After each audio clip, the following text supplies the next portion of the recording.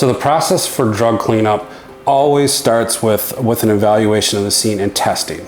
We have to go in and test whether it's meth or fentanyl, and we send the test off to an independent lab in Utah who will give us the results. Based off those results, we can determine how much time and effort we think it's going to be to clean the surfaces.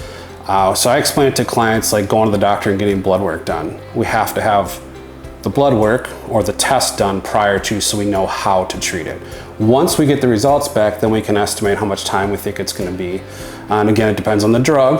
Fentanyl, we're more concerned, common touch points down on the floor because it's almost like a baby powder, whereas meth, smoking or manufacturing is really walls, floors, and up into the ceiling. So the process itself can take several days to a week or two. Just depends on what those levels are.